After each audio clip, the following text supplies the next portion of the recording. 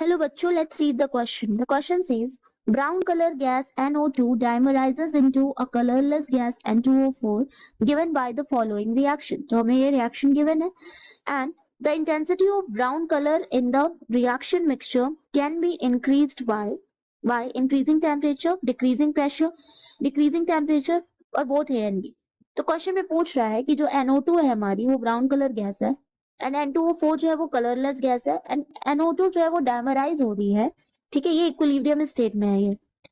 ठीक, तो ये कलरलेस गैस में दैट इज N2O4 में एंड यहाँ जो हमारा इंथैल्पी है वो नेगेटिव में गिवन है, इट मींस कि ये एक्सोथर्मिक रिएक्शन है।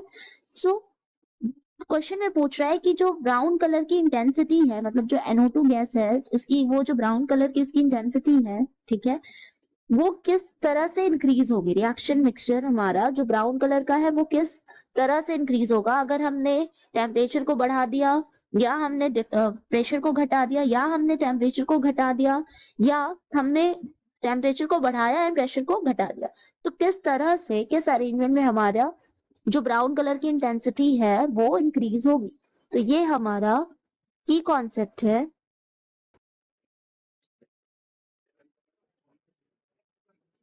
की concept is effect of temperature on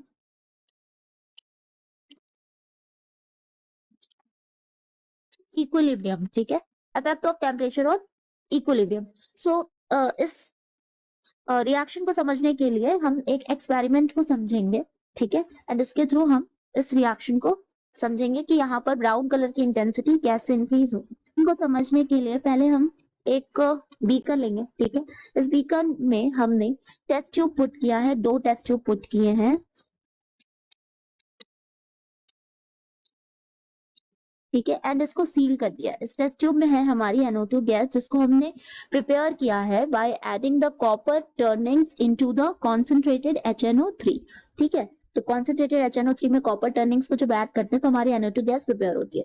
तो ये है हमारी NO2 गैस एंड ये जो हमारी कंडीशन है बीकर की, ये है एट रूम टेम्परेचर, ये है एट रूम टेम्परेचर, मतलब ये वाटर है इसमें एंड ये वाटर है इसमें and water at room temperature. ठीक है, तो मतलब हमने क्या किया, हमने NO2 गैस को प्रिपेयर किया by adding copper turnings into concentrated HNO3। उसको हमने 2 टेस्ट ट्यूब में लिया एंड उस दोनों टेस्ट ट्यूब को हमने एक बीकर में पुट किया जिसमें वाटर जो था वो रूम टेम्परेचर पे था, ताकि इन दोनों के जो टेम्परेचर्स हैं वो हमें सिमिलर मिल सके दोनों टेस्ट ट्यूब के, इसलिए हमने इसको अभी रूम टेम्परेचर पे लिया है। Now we will take both the test tubes out after some time and we will place it into 2 different beakers। इसको अब हम 2 different beakers में रखेंगे। ठीक है, ये हमारा इस टेस्ट ट्यूब को एंड इस टेस्ट ट्यूब को 2 अलग अलग कंडीशन में रख के चेक करेंगे कि हमारा जो रिएक्शन है वो टेम्परेचर पे कैसे डिपेंड कर रहा है। ठीक है, so let's take the 2 beakers जिसमें दोनों में कंडीशंस जो हैं वो अलग है।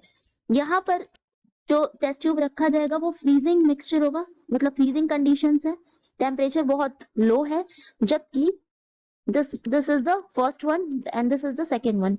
एंड इस कंडीशन में क्या होगा कि हॉट वाटर में रखा जाएगा, तो यहाँ पर हॉट वाटर में प्लेस किया जा रहा है। ठीक है, सो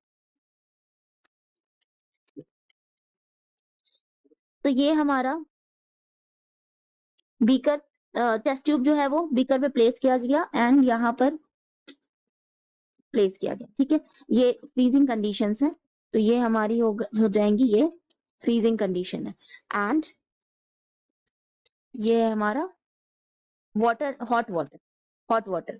ठीक है, तो हमने क्या देखा, हमने देखा कि फ्रीजिंग मिक्सचर में जो कलर है वो चेंज नहीं हो रहा, मतलब कि एट लो टेम्परेचर जो फर्स्ट बीकर है लो टेम्परेचर पे वहां पर फॉरवर्ड रिएक्शन जो है N2O4 की वो प्रेफर हो गई।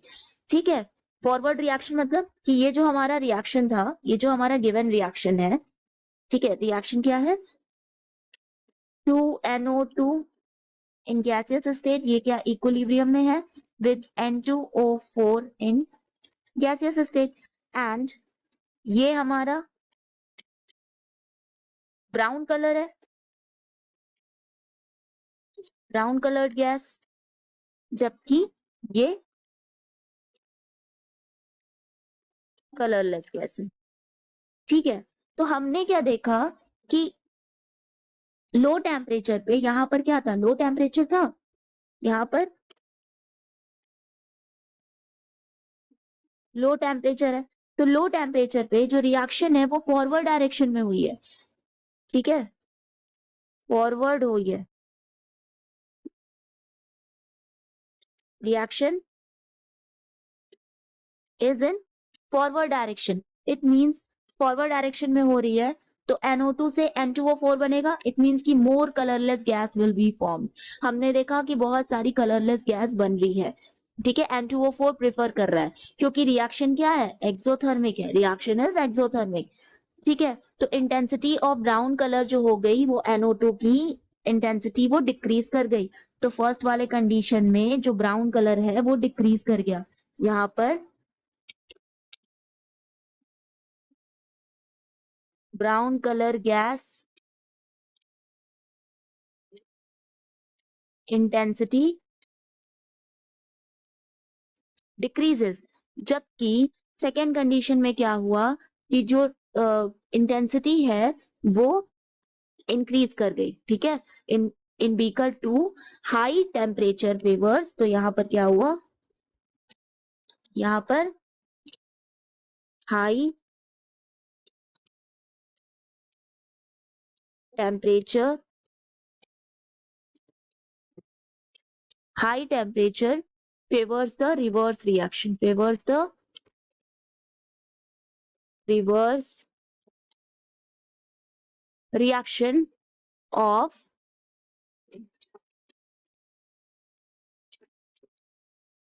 formation of NO2 gas, and thus